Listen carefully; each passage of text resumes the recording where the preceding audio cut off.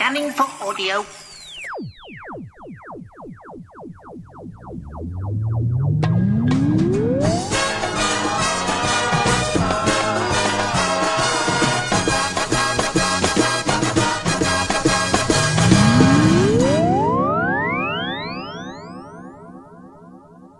Welcome to For Your Consideration, episode 6. Yes, this is the 6th month we've been doing this. And I think episode 5 went live quite recently.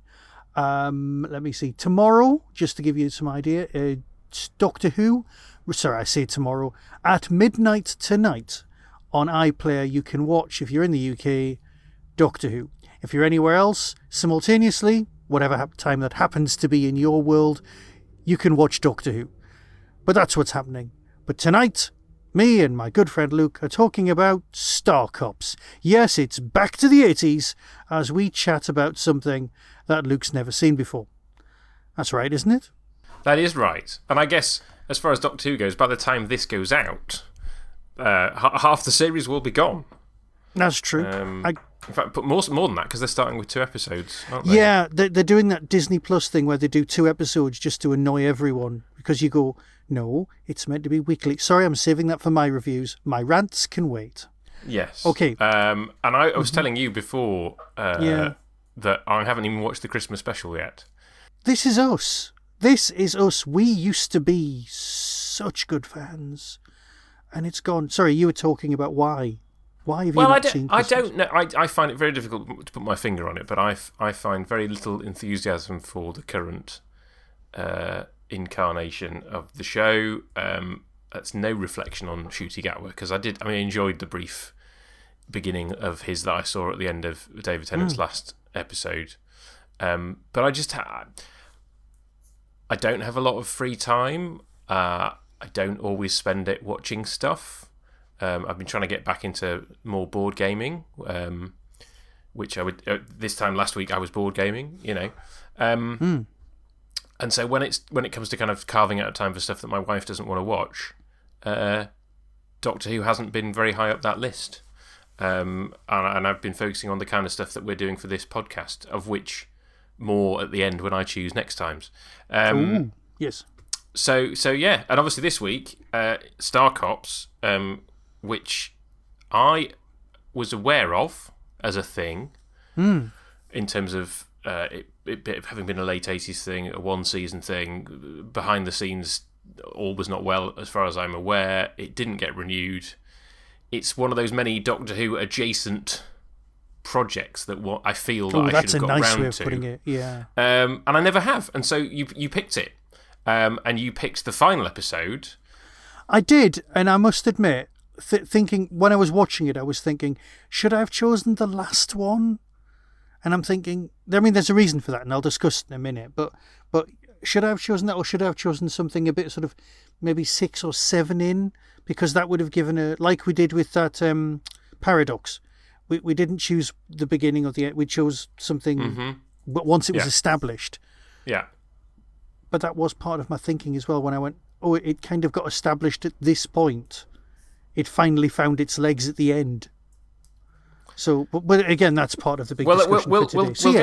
We'll get to discussing the episode proper. So, but tell me, Michael, so you would have been a teenager when Star Cops was on? When is this? 87? 87? 72, so 15, yeah. Yeah. And you watched it first time round? Oh, yeah. Yeah, it was sci-fi. It was on the BBC. I was going to watch it. Okay. And also, it was kind of a police drama. And we did police dramas in our house. We did. Let's face it, we did everything from the Kojak, Streets of San Francisco, Juliet Bravo. You know, those things were on. Was the bill out at this point? I think this was when the bill was either starting or had been on.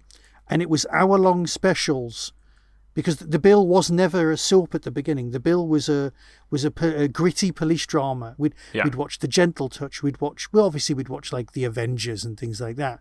But we'd also watch the slightly more gritty your CI5s and I am just heading towards a lot of ITV cop dramas there. I am. I'm just listing them without realising.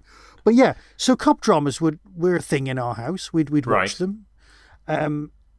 So, police procedural, as I was unaware of the phrase at that point, Yeah. it was definitely something in our heads. We were aware of it. We'd seen the Sweeney. Did you watch this as a whole family then? I have no recollection of watching this with anyone else. Okay. At all. I think it was just me on the portable TV in my bedroom. Right. Yeah. So the although your family were into cop shows, the sci-fi put them off. I think it was more a case of it was a cop show and it was a sci-fi show and it was on, so I'd be watching it.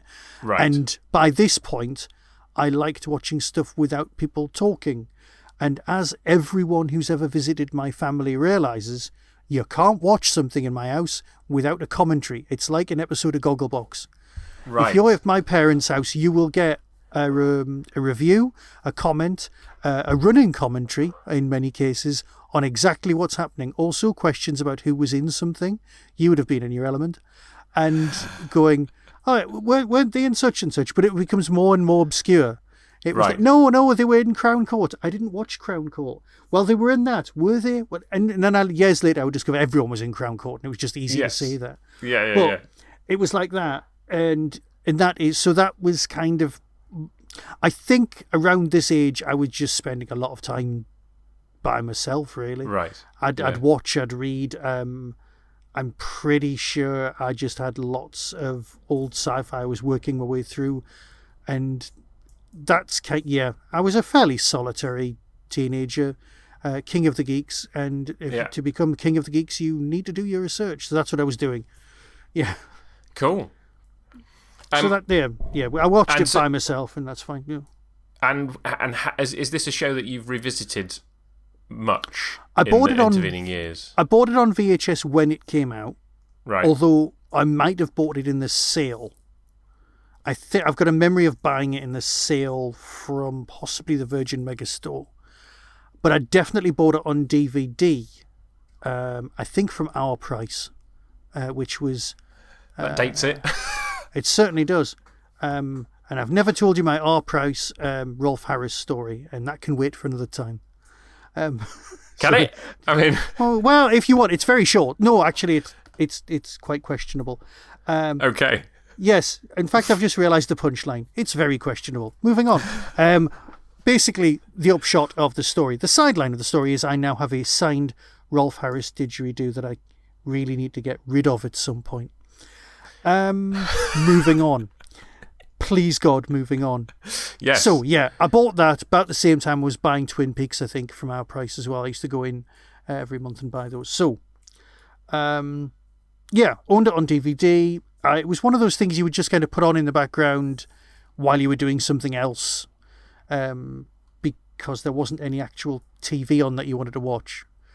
So it was like on there. But on first watch, it is police procedural in space. And if anybody out there is interested in this, go on YouTube and Google The Cult of Star Cops.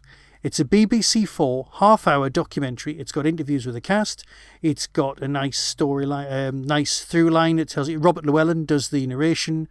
It talks about what happened, how it came into being, about people's careers before, after, and during, about everyone kind of getting along, and some people not. It's that kind of it's a general nice making of. There's no surprises or anything like that. But you find out that there was meant to be 10 episodes instead of the 9. You also find out that kind of thing, and also how much the cast really genuinely liked it. You can see why Big Finish have gone on to make it, because the cast loved doing it and it just worked. Are they all still alive? No, one of them is dead. But there was somebody who wasn't in this episode that you've watched. Oh, yeah, so I briefly read about it. I read the Wikipedia page, and so obviously the 10th episode was hit by a strike. Yeah, well... Which wasn't actually the last episode. 9 and 10. Yeah, it was going to be the penultimate episode, and... Yeah. Yes. So this was always intended to be the last episode, the one that we watched. And then I'm pretty sure, yeah, because of the last line. I read that the second in command, who gets referred to in this episode... Yeah. Got chicken pox, and so they had to write him out. Yes. Now, according to my extensive, and I'm holding up one tiny piece of paper, notes on the cast, He died in 1999. Okay. What? So was he an older guy, or was it a premature death? Okay. No, pretty premature by the looks of things. I mean, you might want to Google him, but he was the token American. Okay. To try and make it more multinational. Now you say that, which didn't come across that much in this episode. But now you say episodes, that, it kind of makes sense. Given that the guy who's running the base is Russian. Yeah. And then you've got, obviously, Spring's got a British flag on him, and the Aussie lass, whose name I've already forgotten, has got the Kenzie. Australian, and you've got the Japanese representation. So it didn't occur to me at the time, probably because I was like, well, this is a British show, you know, but it makes sense that there would have been an American on the base. Oh, yeah.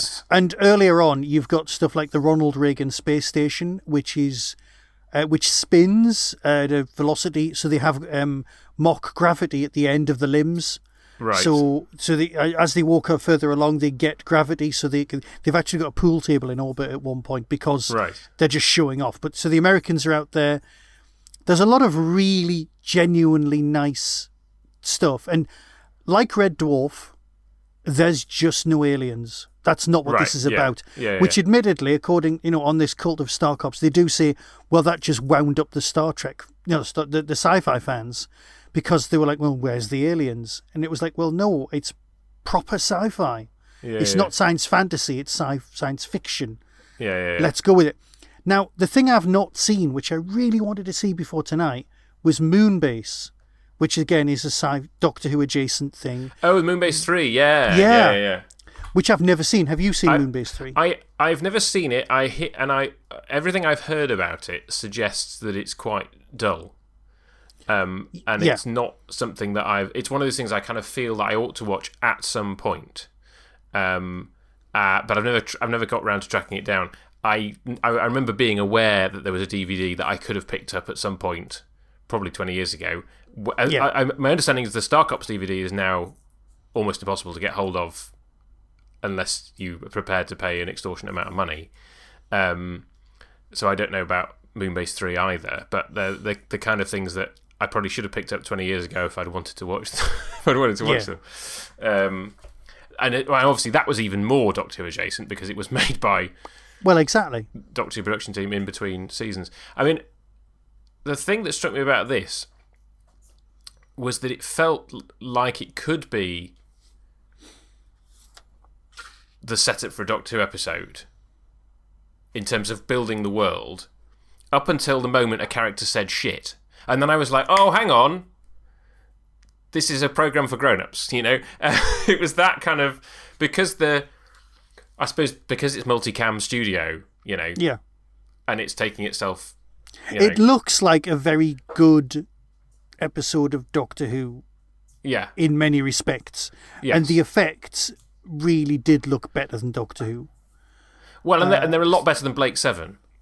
No, they're not even in the same... Yeah. Clearly, this was... Because that's the other comparison, I suppose, sci-fi for grown-ups on the BBC. But obviously, they had the budget, clearly, to do some decent model effects. Yeah. And the lunar rovers and stuff like that.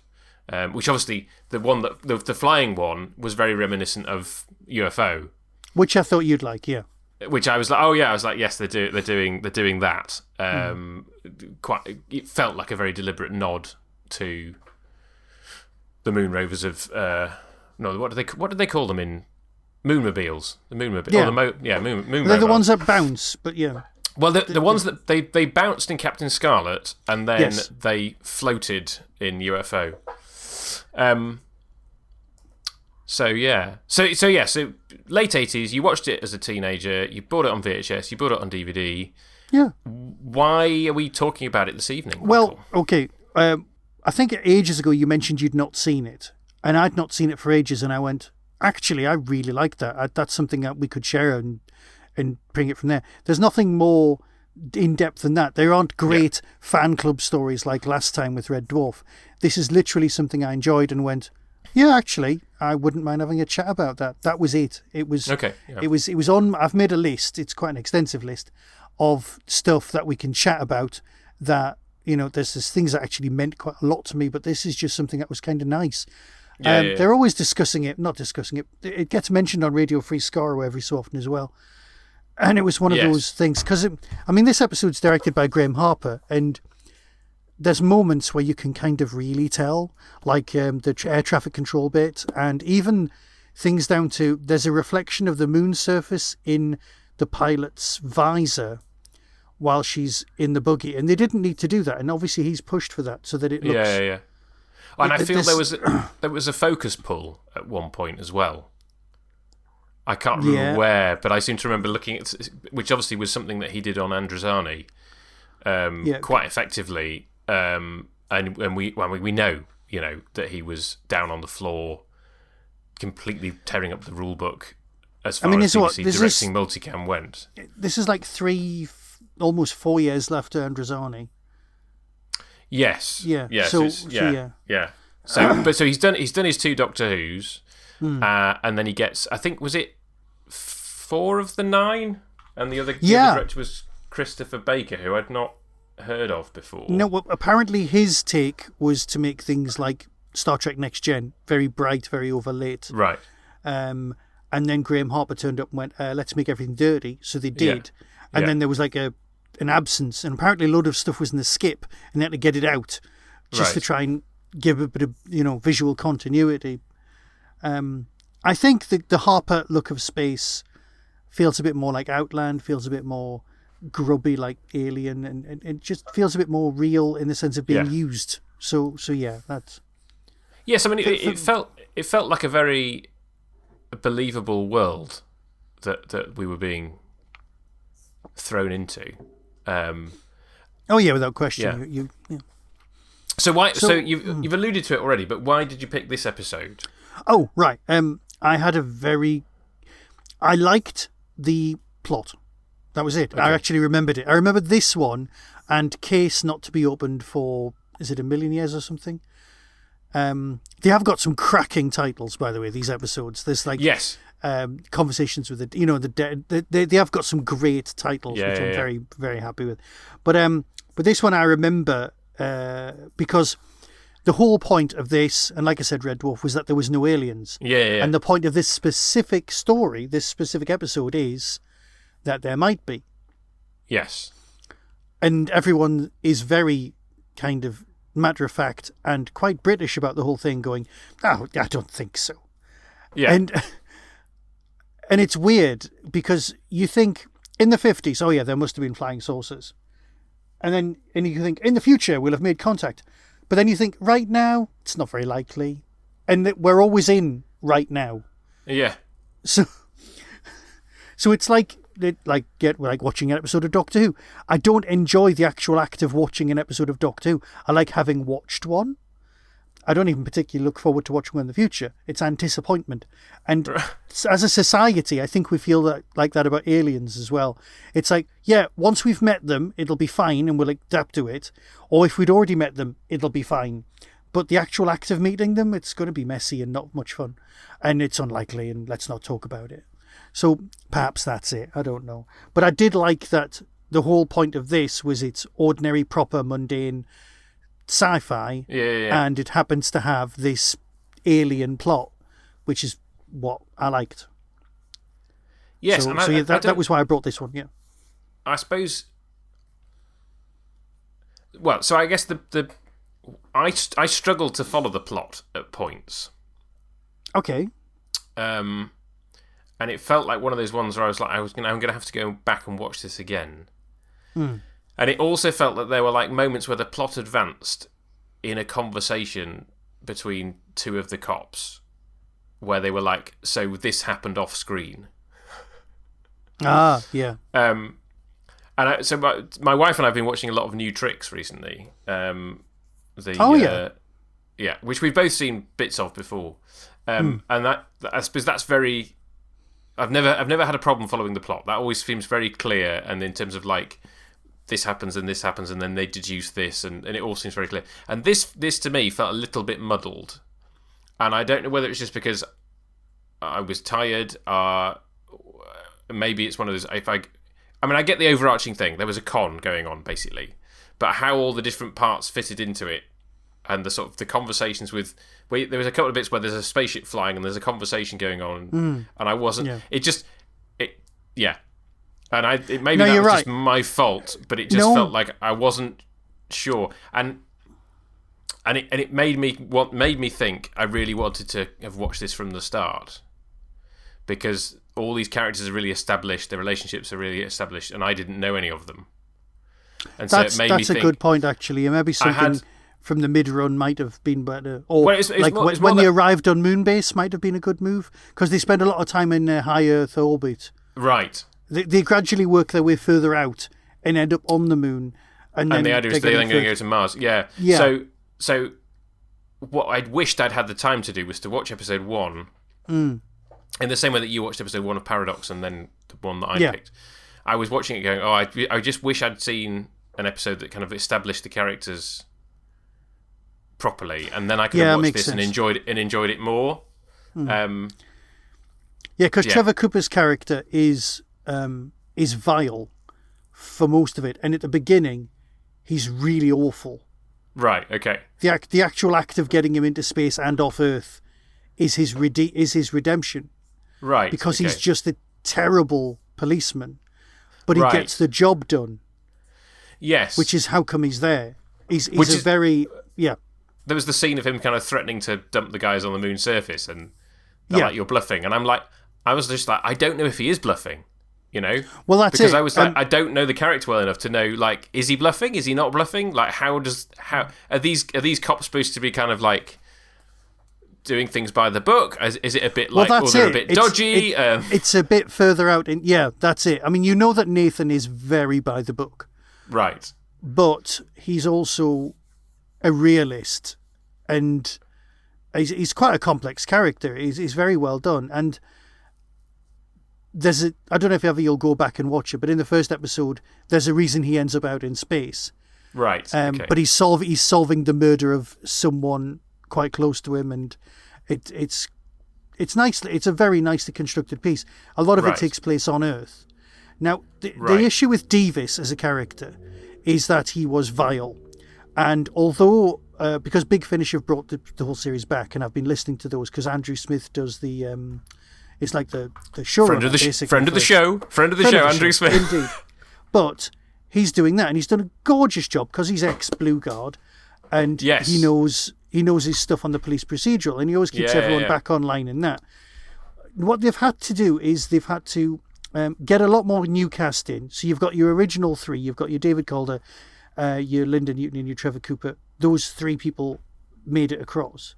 Right. A lot of people are no longer with us in the sense of the bloke who runs the moon base and things like that. And but we've got a lot of other people turned up from different places around the world. It's truly international now. Right. Okay. And what they've had to do is reinvent Davis as a nicer person, because he was racist. He was incredibly sexist. Right. He was a dinosaur then. I mean, this whole series is set in 2027. Yeah. And that's, if anything, if you watch the whole series, that's what's aged the worst. Right. Okay. There's lines where he plays Hide the Sausage, and you kind of cringe a bit when you're watching it back and go move on. But he's a cringeworthy character in the TV series. Yeah. He's a lot more lovable and driven, and a bit more broken in the audio, and Trevor Cooper does a lovely job of playing it, but he's such a great actor, it's fine. So they've had to develop that one along there, and it got when we were reviewing this, I think you're very right about the construction of the narrative. There should be more clues, so that as an audience you feel less cheated when there's a leap of when there's a leap to solve something. I think in better constructed police dramas that would happen. I think the other thing was that it also felt very obvious to me from the off who the bad guy was. Well, yeah, he didn't meet any of the police at any time, so there was no way for them to have got him or worked out what was happening. Yeah, but it felt, I don't know whether it was the direction, whether it was the. I don't know. It's just something about his look and his manner in that first scene where you're just like, well, you're clearly a wrong 'un, you know. Well, yeah, and the fact that you've got the people trying to interview him, and you're like, well, it's clearly going to be him here who's behind all this. Which I suppose, I don't know. I don't mind being ahead of the cops in that regard. What I did enjoy, I suppose, let's talk about what I enjoyed, and you can tell me what you enjoyed as well. The reporter, Harwood, he was great. That whole kind of interplay with him kind of coming in, going through customs, and then, and I spent most of the episode trying to work out why I knew him, and we'll get to that with Spot the Doctor Who actor later. But I spent a lot of the episode trying to work out why I knew him, and then the reason it took me so long is because his performance is so different from the one I know him from. Yes, you know, that I was just like, blimey, you're good. I've only just twigged as well this second because you said that. So yeah, right. And so it was like, oh, okay, you're a very good actor because you've created a completely different character than the one that I know you as. And it felt very believable that he was the investigative journalist who was trying to track down what was going on. But I did like the line of "It doesn't rain on the moon," but he's wearing his Mac. Yes, which is like something he's adopted to. The looks like, you know, the old hard-bitten reporter that he's pretending to be. Yes. Well, or I suppose, or that he wants to be. Yeah. It makes him look like Columbo at the same time. Well, there is that. Yeah. So you've got the. And like I say, I did think it was a well constructed world. It felt very real. And though I suppose any future world where people are watching live TV and people turn it off and they're like, "Well, I was watching that," you know, that all feels very dated now because we don't live in a world of, you know, TV that works like that. That makes it feel very of its time, and not. Although, to be fair, if you're in a public space, you can't stop the TV. I suppose not. Like if you're in a bar, you know, yeah. But people would be absorbing that stuff on their phones and tablets now, rather than there being a big big screen with like the news on it. You know, it would all be like, well, I'm just what's the latest news? Oh, okay, with this tablet thing's turned up. You know, well, the Martian thing's whatever it is. The thing that isn't in this that is important to the whole run is Box. Box is hardly in this. He's basically, and he's a gift from Nathan's dad, who's a fairly distant man and a computer programmer, and basically he's Aurak. Right. Okay. He can do the thing where he can hack into other computers. He's better and more complicated than other personal organisers that other people have got. Right. Okay. But he's also got Nathan's voice, which means for Big Finish they don't have to pay 2 actors. But Box is next level artificial intelligence. Yeah. But there's also things that are very real for now. Like in episode 1, they've got an artificial intelligence reading the news. Right. And the artificial intelligence makes mistakes with pronunciation. And Nathan's listening to the news and he's going, and he says the real word the way it's actually supposed to be said. Yeah. And you're like, well, that happens now. That is exactly what happens when you hear those stupid artificial voices narrating stuff. And you're like, just read. Remember that you could read. You were taught it at school. Just read it out loud. But yeah. So there's moments like that. But Box, for me, is the unsung secret ultimate character of the whole thing. Right. And he is largely ignored because he's just a tool. He's used to film the room, record stuff, which we wouldn't even think twice about now. We'd get your phone out and just go, I'll just film this. There you go, done. Oh, but the implication of that scene was that Box was to me it felt like Box was doing a 3D scan at that point. Yeah, because it was a very cursory. I've just waved it round, which obviously wouldn't be sufficient for kind of collecting evidence with a phone. So it felt like, oh, okay, this is it. Like you say, even though Box was a very minor character in this episode, it did feel like it was like, okay, this is something important. Yeah. That I'm missing, maybe, like you say, it being more prominent in the rest of the and the rest of the series. And it did feel, you know, with the references to the second in command guy, it did feel like it was missing someone. Well, according to that documentary. Basically, the cast sat round and went, right, he's not coming back, and they literally just cut up his lines and spread them amongst each other. Right. Which is why the Australian knows loads about pre-Columbian art, when the American would make much more sense. Right.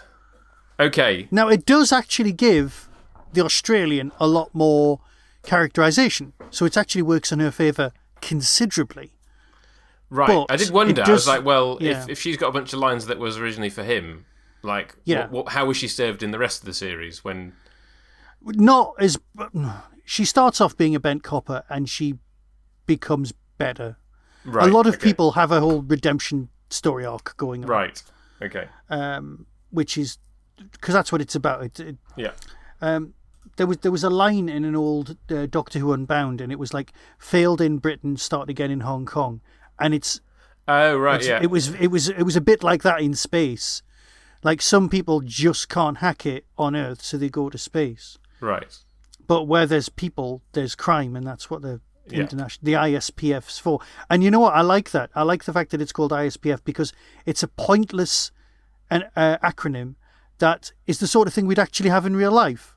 It would be like, that's rubbish. Come up with something better. Nope, that's it. That's what we've got. Yeah. Yeah.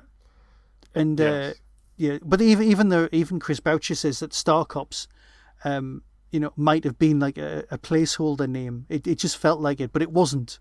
It was always going to be Star Cops. But it does feel like it's Kim Newman in the documentary saying, it just feels like a placeholder name for a show, and it's not, because you couldn't have ISPF.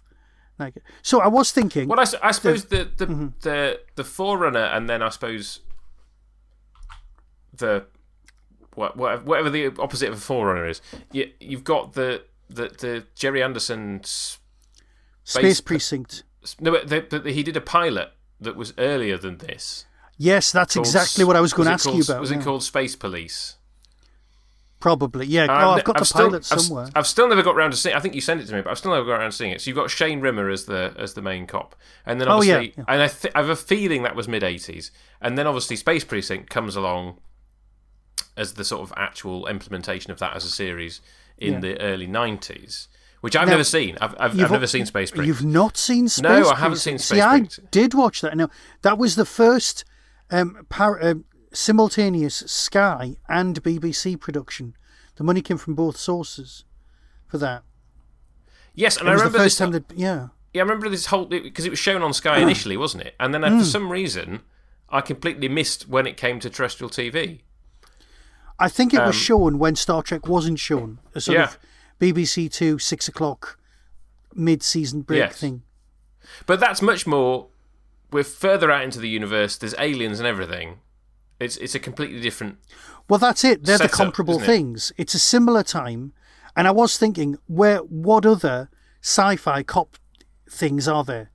And you've got RoboCop, which is a similar time-ish, a couple of years later. I think RoboCop was possibly the same year, or maybe the year after. I don't know. Yeah. So that's movie. But then you've also got, in popular British culture, you've got Judge Dredd, which is sci-fi police. Yeah.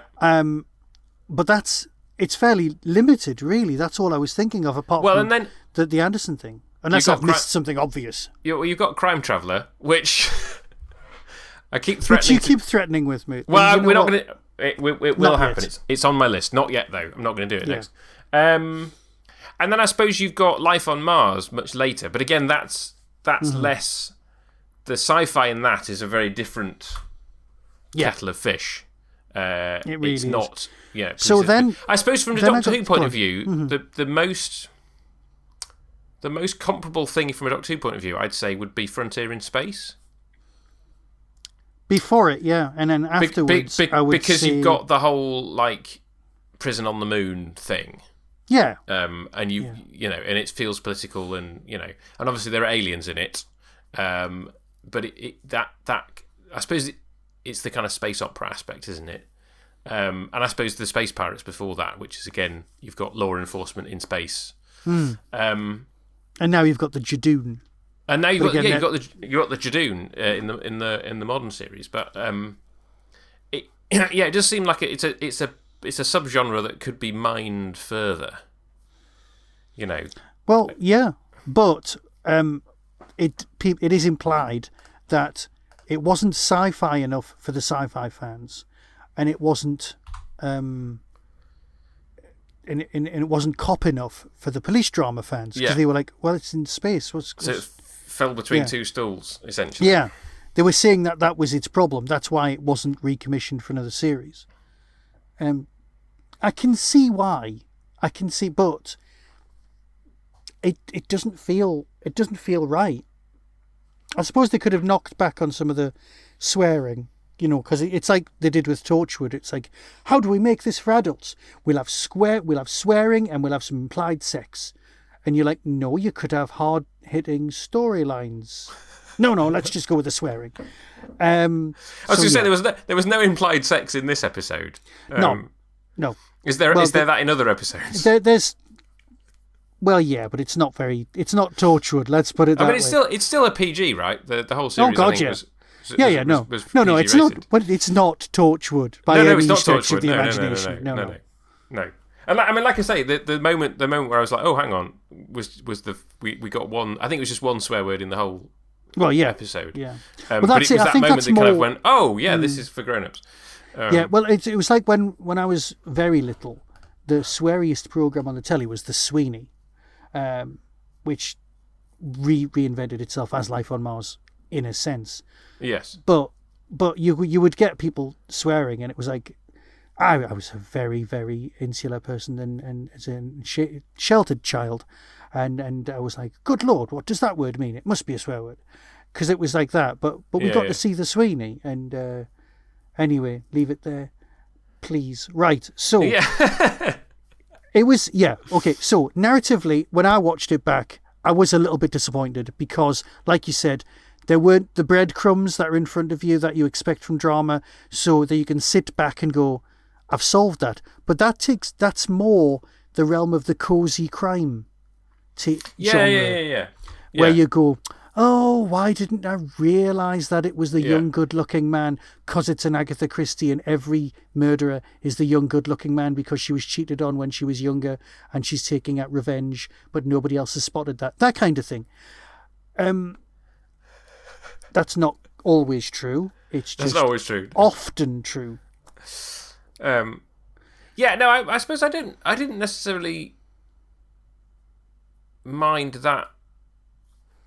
I think, coming back to what I said at the start, I just found that the plot was a little tricky to follow.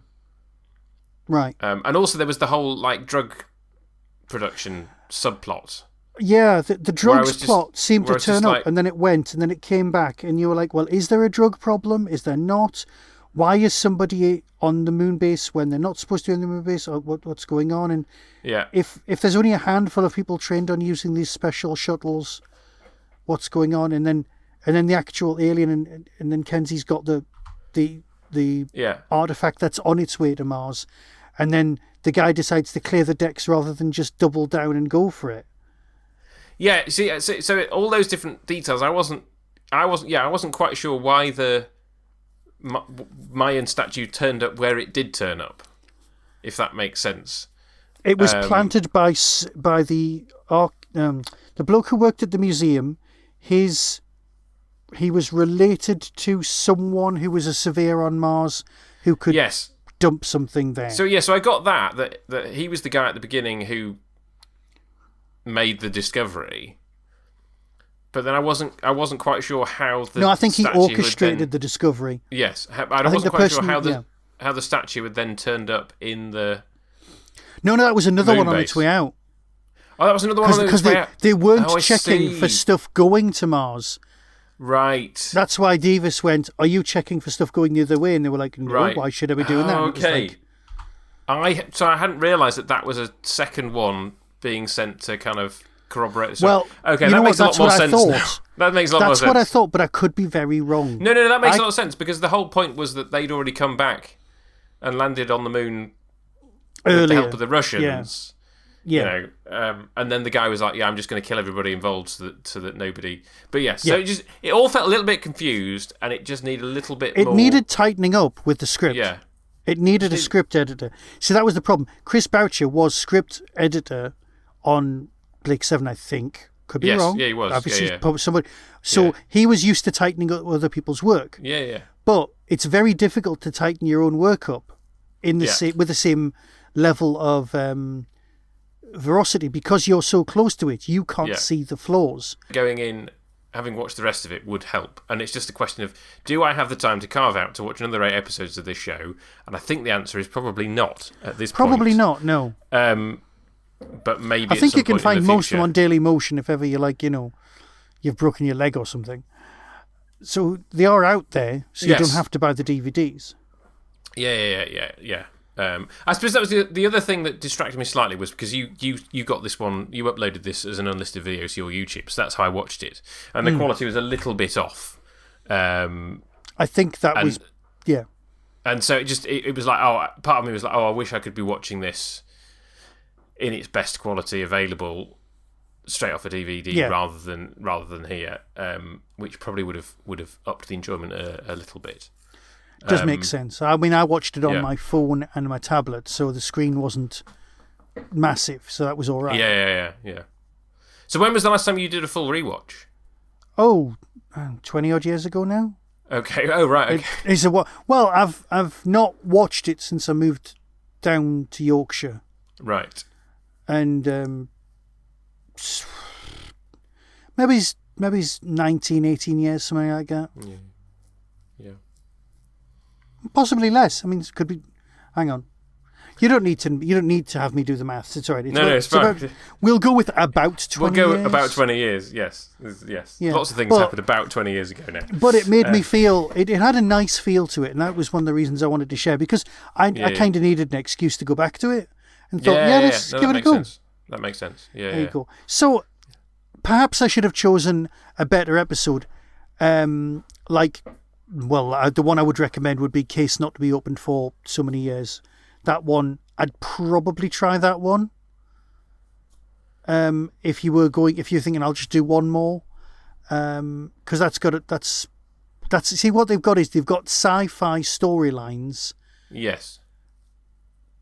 Of stuff, but they are based in a lot of. See, I want to tell you. Oh, hang on. Okay, there's one about the Channel Tunnel. I think there was one called Intelligent Listening for Beginners, which is about developing an artificial intelligence that can snoop on people's messages. And you're thinking, well, that's quite prescient. Perhaps we should have done that one. So, and how it's faked. And I'm thinking, well, it's not faked anymore. It's real. Yes, exactly. Yeah.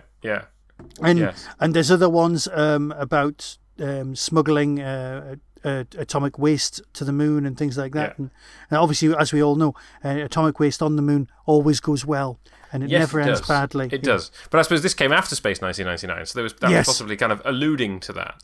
Well, yeah. I mean, I suppose I was thinking about this when I was watching Star Trek: The Next Generation, because I watched that over quite a number of years.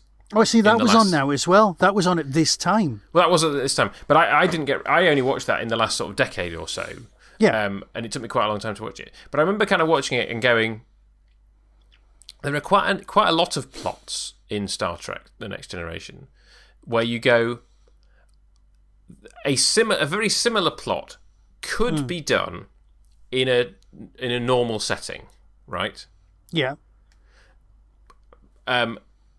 Because there's lots of them are just about people doing peoply things, but they're in a they're in a sci-fi setting, and I'm like, I'm only watching this because it's Star Trek, because it's a sci-fi.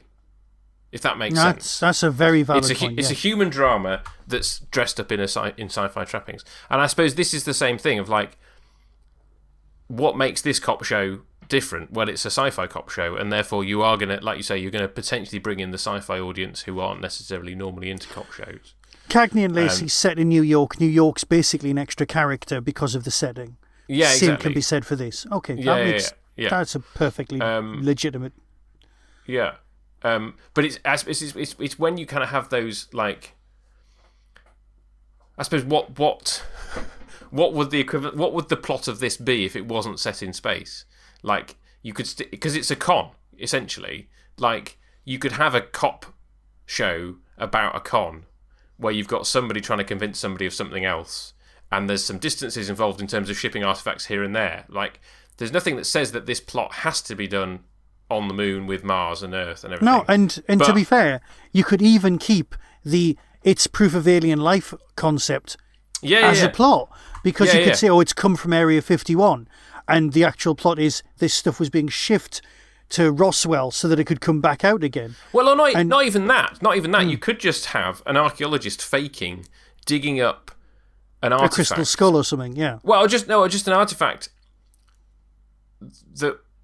that looks like something from another culture on the other side of the world, but digging it up from somewhere in the ground that means it's been there for thousands of years, and then you go, oh, hang on, how are these two cultures linked? Because we know that 2,000 years ago they couldn't possibly have been linked. So you could even have that element of it, of just going, all right, somebody's gonna fake getting this artifact over here and pretending to dig it up from the ground. See, I was about to say I'd watch that, but then that took me back to, I was going to say Teapot Botherers. What was it actually called? Bone Kickers. Oh, I never watched Bone Kickers. I heard lots of bad things about Bone Kickers. Oh yeah. The thing is, the last episode's cracking, and you have to watch the others to make sense of the last one. Right. Okay. And but trust me, I made it all the way through. God, I kept going. Right. Perhaps I won't bring that. Tell you what, if you bring Crime Traveller, I will follow it for mutually assured destruction with an episode of Bone Kickers. Okay, well, we're definitely going to do Crime Traveller at some point. We are definitely going to do Crime Traveller at some point. Watch me enjoy it. I just need to talk for a few minutes about what I did. I am quite a lazy man. Okay, now we can just establish that. I'm not proud of this fact, but I am aware. I'm also aware that trying to find out who was in something from Doctor Who is a bit of a pain in the arse. So, here's for my beautiful, gorgeous listeners what I actually did. I went to Wikipedia, cut and paste the cast of Star Cops, and then I went onto the AI that comes with Windows, and I typed in, tell me which of these people was in Doctor Who. Paste the cast, move on.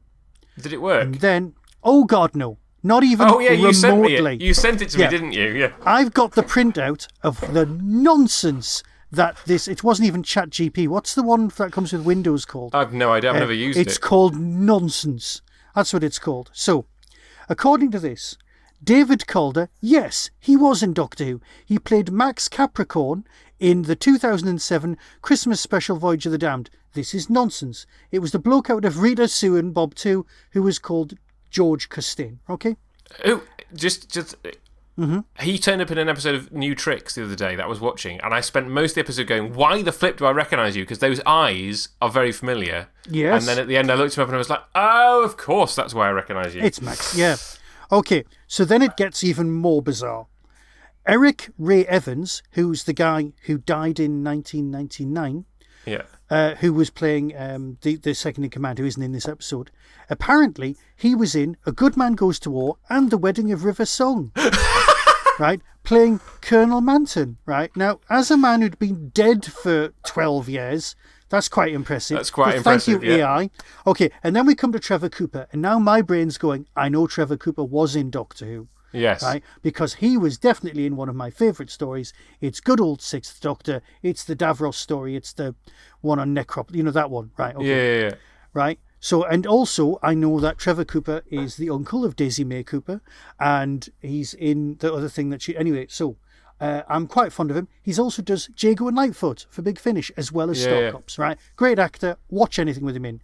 But according to this, Trevor Cooper played Talcalot Ambassador in the 7th Doctor serial, The Curse of Fenric, and the Talcalot Ambassador in the series Survival. So the idea of there being an ambassador... It's clearly getting some information and mashing it up and making up a load of stuff. Yeah. Yeah, and then it says, unfortunately, Linda Newton was not in Doctor Who. Now, Which is true. did a course about spotting AI on job applications. Yeah. Right? That is the exciting. And one of the ways you can spot AI is because if they've got very long and well-constructed sentences, because human beings don't write like that. And that's one way of spotting it. Okay, then we come to Jonathan Adams. Jonathan Adams was Dr. Everett Von Scott in Rocky Horror Picture Show and plays the Russian leader of Moonbase. Okay. I spent the whole episode going, "Why do I know you?" And then it turned out he was in an episode of Yes, Prime Minister the following year with a similarly dodgy accent. Exactly, right. Well, he's in Rocky Horror Picture Show with a similarly dodgy accent. Yeah. Clearly made a thing of it in his career. You've no idea how much I was about to burst into song. And I'm actually finding it quite difficult stopping myself. So, according to this, now we know Jonathan Adams was a proper movie star. He did a bit of TV when he felt like it, but not a lot. He never did Doctor Who. Jonathan Adams plays Rassilon, the legendary Time Lord founder in the 10th Doctor era, more notable appearance in his two-part finale, The End of Time, which was admittedly filmed after he was dead. And we all know that was Timothy Dalton, yes. Yes. Who is not also in Rocky Horror Picture Show, although he would have been brilliant.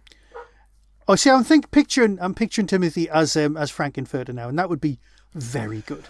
Okay, so you've then got two more people, and then you've got Maury Watson, who portrayed Sir Robin Muir in the Fourth Doctor serial Black Orchid, 1982. This is one of the few times AI was correct. Well, apart from the fact that it wasn't a Fourth Doctor story, it was a Fifth Doctor story. I know, the Fourth Doctor story, Black Orchid. It was right in every respect, apart from. And he wasn't in this episode, was he? He wasn't in this episode that we looked at anyway. He was it's all another episode of Star Cops. Okay, and then we've got Keith Varmer. There is no record of Keith Varmer being in Doctor Who. And then you've got Sean Webber. Now, Sean Webber played Harriet Jones's aide in several episodes, including The Aliens of London and The Christmas Invasion. Now, I took the liberty of actually going onto the internet and checking. Sean Webber was in EastEnders and the TV series Doctors, and has never been anywhere near Doctor Who. Okay, should we do it properly then? You can if you want. Well, but that's all I know. Well, there are 4 in this episode. 4, well done. And I'm going to give myself 3.5 points because I recognised all 4 of them, but with the 4th one I couldn't remember what her connection to Doctor Who was. And if I had thought, hang on, most of these are going to have been in episodes of Doctor Who that were directed by Graham Harper, I might well have. Oh yes, getting your Venn diagrams nice and smaller. Yeah. Yes. So you've already done Trevor Cooper, Colin Davis in Star Cops. Yes. Tarkis in Revelation of the Daleks and Little John in Robot of Sherwood. He was the one that I definitely knew coming into this episode. And then the one that I said, it took me ages to figure out. Hang on. What? Are you sure? What, that he's Little John in Robot of Sherwood? Yeah, because I've got a memory of it being Mike McShane. No, it's definitely Trevor Cooper. You can look it up. You can look him up on IMDb. It's definitely Trevor Cooper playing. Okay, that's fine. Little John. No, it's much more likely than Mike McShane, because Mike McShane was in Robin Hood, Prince of Thieves, playing the same part. You absolute numpty. Right, moving on. That's fine. But yes, Roy Holder as Harwood. Yes. Playing Krelper in The Caves of Androzani. And the reason it took me so long to figure it out is because it's such a different part. Yes. And he's got a tash. I think he's wearing a tash in... Well, he looks like Che Guevara. Yes. Yeah. And it's just a completely different character. He's the kind of slightly thick... And that obviously it's an amazing scene with Stotts and Krelper on the dunes with the... Trying to make him eat the thing. But he's a totally different character in this. He's likeable in this for a start. Whereas he's... irredeemable. So, well, they all are. They're all horrible in Caves of Androzani. So that's 3. Who's the 4th? No, that's 2. That's Trevor Cooper and Roy Holder. The third one, Lachelle Carl, who I went, is it her? Is it her? Because she's so much younger in this. And it was her. So Lachelle Carl as Susan Caxton, who was the journalist who was coming up to interview the TV journalist who wanted to interview your man, your evil dude, who plays Trinity Wells in Modern Doctor Who. Really? Oh, yes! That's so good. Yes, because I wasn't expecting to see any new Modern Doctor Who people in it. I was just expecting to see people who were in Doctor Who in the 80s. And it was like, she looks very familiar, but obviously a lot younger than when she was in Doctor Who. And obviously still in Doctor Who, her most recent appearance being last year. Yeah, as a mad podcaster. Yeah. And anyway, and the last one, and this, I knew I recognised her from the minute I saw her, and I just couldn't for the life of me figure out who she was. Yep. Bridget Lynch Bloss, who was the female pilot of the spacecraft that had come from Mars, who Right. then got blown up when she was flying the Moonhopper. Natasha from Revelation of the Daleks. Kill me, But Natasha. I didn't make that connection until I looked it up afterwards, and I was like, oh, that's why I know who you are, because, you know, Graham Harper clearly liked you in Revelation and cast you in this. So there's So, two. there you go. Yeah. So Trevor Cooper from the regulars, and then Roy Holder, Lachelle Carl, and Bridget Lynch Bloss. Excellent. Absolutely excellent. All right. So we've done that. Before we leave, there's only one thing left for you to do, and that's to tell me what my homework is. Well, yeah. So, we messaged back and forth about how many things we've got on our list, and you said you've got like 26 things on a list. Yep. And I was like, wow. So I now have a list that's maybe like 10 or 12 things long. And I was trying to figure out what to do this time, and this is purely to It's get 19. it off my pile. I've just counted the list now. Oh yeah, this is purely to get it off my pile of shame. Mm-hmm. Because I have a pile of stuff of things that I've bought or acquired, and I have seen a picture of this. It's very impressive. Well, yeah, and it's got books and DVD. It's got various things in it. So we're going to be doing the BBC Dirk Gently. Nice, Stephen Mangan. Stephen Mangan. So I watched it at the time. I bought the DVD a few years ago, I'm going to say. It's probably been on that pile longer than I like to think. It was one pilot episode and then a series of 3. The pilot episode is the one that is ever so loosely based on the novel. So we're going to do that one. Yep. So we're going to watch that episode. I haven't watched any of them since they were out, which is over 10 years ago that they were on the BBC 4. But I remember enjoying the whole series thoroughly, and it will give us a chance to revisit it and see whether it's any good, and obviously talk about Douglas Adams more. Which gets broadly. My vote. Have you seen the Elijah Wood versions? I've watched the first 10 minutes of the first episode. Somebody got brutally murdered with a sword, and my wife was like, let's not watch this. And that's almost exactly the same amount I've seen as well. And the little bit of Dirk Gently that I saw in that 10 minutes made me thoroughly irritated, and I was like, I do not want to spend any more time in your company, so I'm not going to give this any more of my time. And one tiny more question. Have you heard the Harry Enfield version? I have heard about 5 minutes of the Harry Enfield version and have not got any further. We shall focus primarily on this one, Stephen Mangan. Well, yeah, we'll focus on it, but I'd love to talk about the novel as well, because I love the novel. So we can't really talk about the adaptation without talking about the novel. I have a signed copy. Douglas Adams. Well, you can tell that story next time. Oh, yeah, because it's very embarrassing. Okay. Well, so... It's so embarrassing, I hid the memory. Oh, wow, okay. Yeah. Well, thank you, Michael, for bringing Star Cops to my attention. I did mostly enjoy it. I'm not sure I'm going to get around to watching the rest of it, but maybe at some point in the future when I have a bit more time on my hands. But I will say goodbye and leave the sign-off, as ever, to your good self. Yes, well, as always, be seeing you.